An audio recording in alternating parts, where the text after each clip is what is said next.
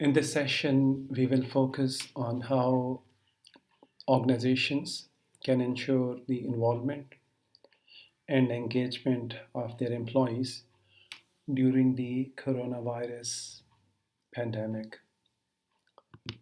The situation, unfortunately, in some countries is moving from bad to worse, particularly when we look at the US, Spain, Italy, France, UK, in Europe and North America, and also to Iran and Turkey, we can clearly see that the number of deaths in these countries due to this coronavirus, is on the rise. So the situation as on 3rd of April 2020, here is a list of top 10 countries which have been hit the most in the past 24 hours. So we can see that in the USA, more than 1,300 people have died in the past 24 hours. And in France, it is more than 1,100. In Spain, 850. In Italy, more than 750. In the UK, is around 700. Similarly, in Iran, it is 134, Belgium 132, and Turkey more than 69. So it is clear that this specific pandemic, it is sparing no countries and it's sparing no continents, particularly these countries that I have listed. But then there are others as well, where the pandemic is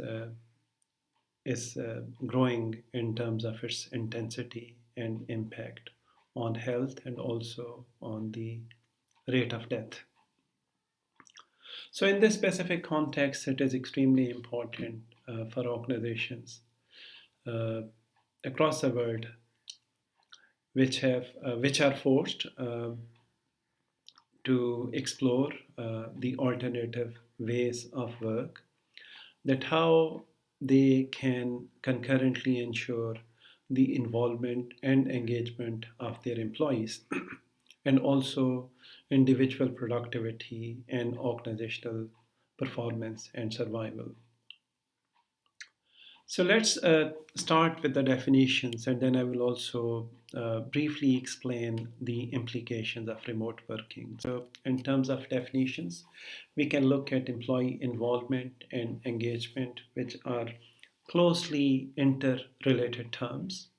Employee involvement refers to the direct participation of employees uh, to help an organization achieve its mission and objectives, and by offering their own ideas, feedback, suggestions, and efforts towards problem solving and decision making. And the engagement refers to the extent to which our staff they feel passionate about the work that they do, the level of commitment to their work and to their organization, and the efforts, particularly more than the mandatory efforts, which they put in towards the accomplishment of their job or organizational goals. As I earlier mentioned, that remote working is being resorted to by many organizations, given that workplaces and schools and colleges and government offices have been closed due to health precautions in the given circumstances. Therefore, we also have to understand the implications of remote working. So we can see that in many countries across the world, people have been confined to their own houses. Most individuals are resorted to or are expected to telework. So there are certain pros and cons associated with remote working, which have to be kept into account. That whereas the organizations and the employers would be or should be looking at the merits of remote working or teleworking, they should also be cognizant of the adverse implications of teleworking which should be taken into account and which should be addressed as much as possible. So the obvious pros would include that, of course, there would be a saving in time, effort, and resources on daily commute. Um, Individuals may have relatively more control in terms of flexibility of their schedule. They would have more control on their workstation and work style, and they would also have the ability to manage their family roles and work roles concurrently. But surely there are certain cons or demerits. One major demerit, which has been also identified in the literature, is the blurring of boundaries between work and office, where we as employees, uh, do not have a sense of proportion in terms of how much time should be given to family and how much time should be separately given to work or to our office requirements. Surely there would be risk of distraction. Um, there is also a possibility of employee isolation and loneliness. Surely there would be lack of collaboration. So many of those formal and informal meetings and water cooler conversations, which are a characteristic of daily work lives, would not be available while working from home. And surely there could be logistical issues such as different time zones. Wi Fi or internet connections may not always be reliable. There may always be technical glitches. And surely, for certain important and confidential stuff, there would be issues of cybersecurity. So, from an employee involvement and engagement perspective, we also have to look at the challenges which are posed by the COVID 19. So, this outbreak has had a significant impact on employees' personal lives and their work lives, and it may also, to varying extents, result in individual anxiety, burnout, if there is a lack of blurring between work and family roles, frustration, uncertainty, issues about job insecurity, issues about the lack of commodities and the uh, sanitizers, toilet rolls, food items, milk. So, when left unattended, these feelings of mixed feelings of frustration and anxiety, they can also have a negative impact on employee engagement and productivity, which may in turn have an adverse impact on organizational performance and survival, particularly in these trying times.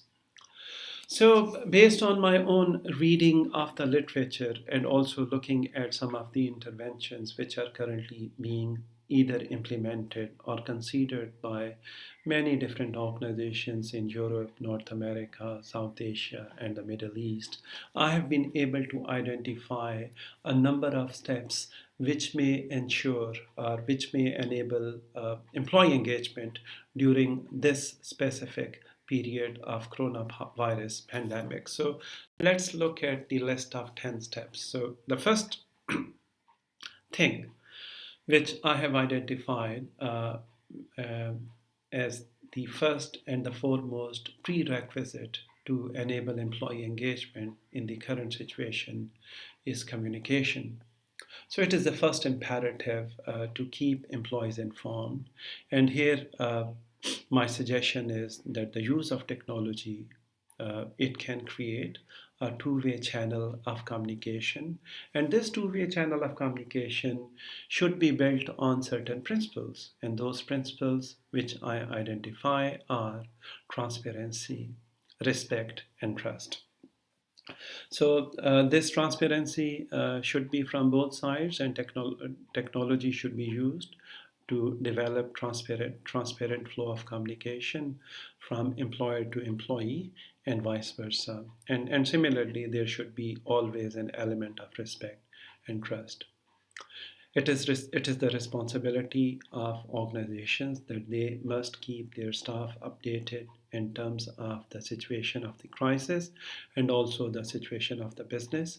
And the employees should be involved and they should be invited to offer their own ideas and share their own experiences. In this era of social media, uh, whereas there is an immense flow of information. May I also say that there is also an immense flow of misinformation. So, this is not only an era of information, but also an era of misinformation, rumor, and gossip. So, here organizations should try to create uh, create channels where credible sources, information from credible sources such as government health agencies, for example, NHS in the UK, CDC in the US, and also World Health Organization at a global level. Information and guidelines from these sources should be disseminated to employees in an easy and accessible manner to provide education about prevention and the management of risk. Communication or the organizational communication may also be directed at educating employees about certain organizational policies. For example, their health insurance, the healthcare coverage which is currently being offered either by the organization or and by the government or or other organizations. Employee assistance programs by the government or local community, and the organizational policies about working from home and travel. You might have noticed that when I talked about communication and the two-way channel of communication, this may not be possible in the absence of technology. So, therefore, the second step, which in my view, reliable technology and infrastructure, they are extremely important to enable the reliable flow of communication. So if the infrastructure is poor or if there is unreliable technology in terms of laptops or smartphones, apps, softwares, or even poor Wi-Fi and internet connection, that would disable employees from making a meaningful contribution in terms of remote work and also in terms of engaging with each other. So therefore, reliable technology and infrastructure, they are extremely important for uninterrupted communication, and organizations should seriously consider in providing and investing in these infrastructures. The third step after the technology and communication is the development of a culture of trust and flexibility in a remote working environment. We also have to be cognizant of the fact that in the current era, schools and daycare centers, they are closed. This means that many employees with caring responsibilities are not only expected to take care of their work or their work related duties in a remote manner, but also at the same time they are being responsible or they are responsible for the food, hygiene, and education of their children and dependents. So these dual responsibilities of their employees should also be considered by employers. So employers may need to be more accommodating and flexible in terms of specifying tasks and expectations from their employees. So in order for organizations to be able to survive uh, and to be able to compete or remain competitive, it is extremely important that they should be cognizant of individual circumstances of employees so that their employees remain engaged and productive. So it would depend on whether organizations trust their employees in terms of doing their work and in the absence of direct visibility. So many managers who previously were in a habit of continuously monitoring or micromanaging their employees, they would need to be relatively more accommodating and more trusting when it comes to managing their team members in a remote manner. So that was point number 3. Let's progress to point number. Let's progress to point number 5, point number 4, which is to do with the feeling of isolation and loneliness while employees are working from home. There, I suggest that video meetings and more interactive tools of collaboration can help organizations to address the issues of uh, isolation facing their employees.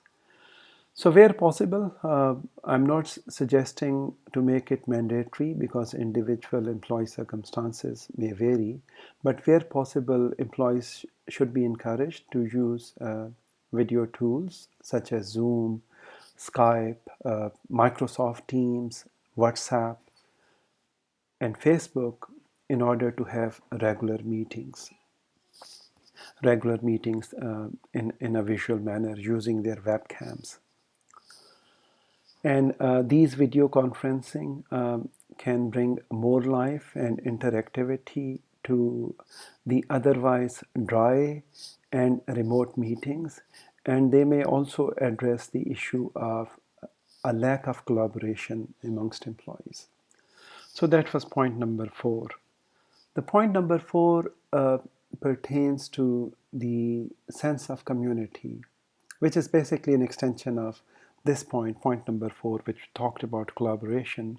But taking it further, a sense of community can also be developed through an intelligent use of technology.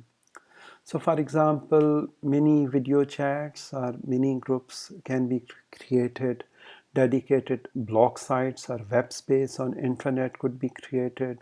Private groups on Facebook could be created, or Facebook private pages could be created in order to celebrate employees' birthdays, their work anniversaries, their marriage anniversaries, any awards which they have won as a result of either internal or external competition.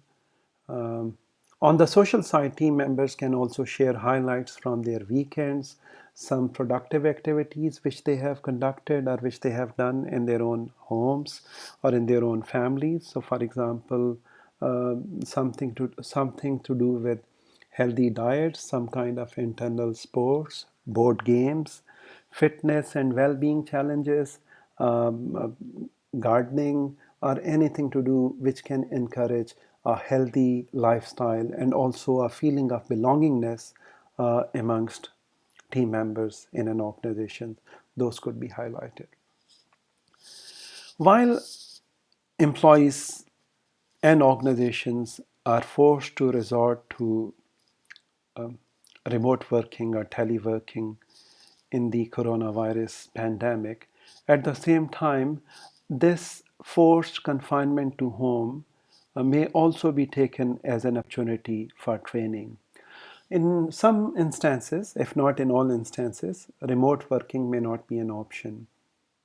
Even if remote working is an option, employers can encourage and support their employees, financially and logistically support their employees to attend certain online training modules or workshops in order to develop and enhance their skills, not only relevant to their job, but also relevant to perhaps their future assignment, or perhaps relevant to their own understanding and mastery of IT in the current era. This may also help employees develop and be more self assured about their career path and advancement in the future. Employers may also organize and provide for online therapies, psychological counseling of individual employees in the current trying time of anxiety and uncertainty. Let's progress to point number 7, which refers to honoring the boundary between office and family. So, here my emphasis is on the organizational responsibility as well as individual responsibility to refrain from blurring the boundary between work and family. And this, I suggest, and the literature suggests, may be enacted by honoring actual office hours. So, if we observe the actual office hours on weekdays, which is 9 to 5 on a weekday, then perhaps this boundary will remain intact. And this also means that the sanity and the psychological satisfaction and psychological composure level of employees would also remain uh, in a reasonable limit. So, employees who work from home usually keep their smartphones or laptops with them 24/7, and so some of them consider it their responsibility, or there is an urge to continue to check messages and continue to respond to messages within a matter of seconds. This must be avoided. So, one thing which may be encouraged and perhaps as a policy enacted by organizations is that we must avoid the always on working environment. So, for example, there should be no work related communication outside the normal working hours and days. There may be exceptions, and exceptions are surely accepted from this policy, but as a matter of rule within normal working requirements, then this specific boundary of office hours must not be violated. So that was step number 7, to ensure employee engagement and employee involvement during the current pandemic. Let's proceed to the step number 8, which is to do with employee voice. Right at the start, the first suggestion or the first step which I suggested was to do with two-way channels of communication. So here the organizations should also create per intention and per structure the channels and the platforms for employee feedback and employee voice. So, town hall meetings of senior management with an entire department or workforce may be organized as forums to receive employee feedback, suggestions, and voice, and these may be conducted on a monthly basis or maybe on a fortnightly basis given the intensity of the current crisis. At the same time, continuous improvement groups may be formed or may be encouraged to continue to perform in order to continue to gather suggestions and new ideas in the new ideas of identification of problems and their resolution in the current environment. Employee surveys may also be conducted online to assess and refine organizational interventions, organizational policies, and the levels of employee satisfaction and engagement during the current crisis. Now, some organizations are also using employee voice in a socially responsible and innovative manner, which brings me to point number 9 or step number 9, which is crowdsourcing. So, here some organizations may also use the home confinement and remote working opportunity to develop a sense of civic responsibility and innovation in their employees.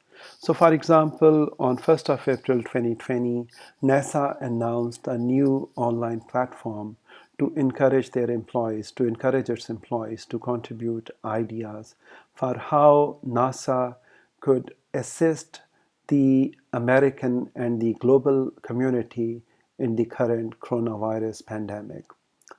So, the crowdsourcing platform created by NASA is called NASA at Work. It is an internal website used by NASA employees where they can provide ideas and come up with solutions uh, in response to certain global urgent requirements such as PPE, which is personal protective equipment, ventilators, and the forecasting models in terms of the future spread and containment and the possible causes of this pandemic.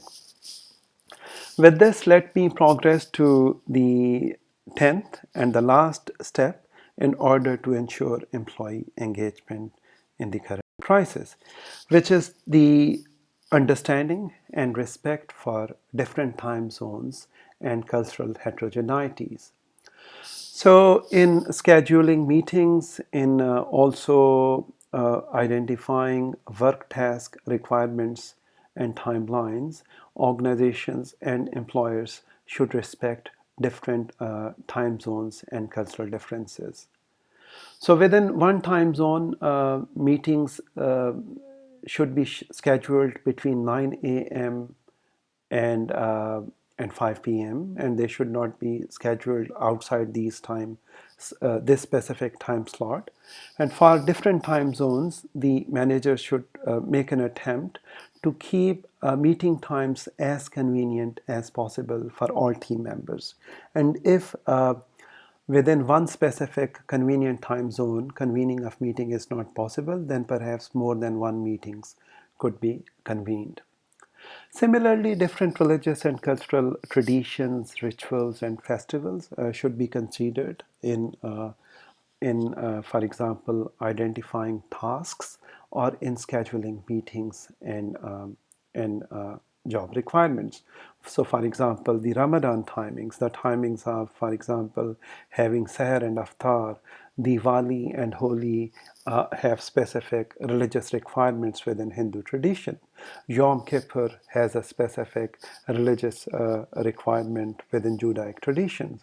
So all of these religious and cross-cultural sensitivities should be accommodated as much as possible in work schedules and expectations.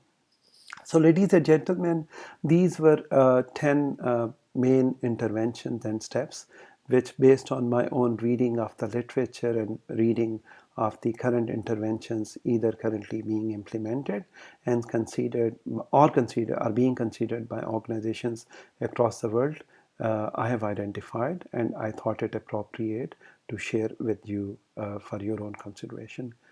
Thank you for listening.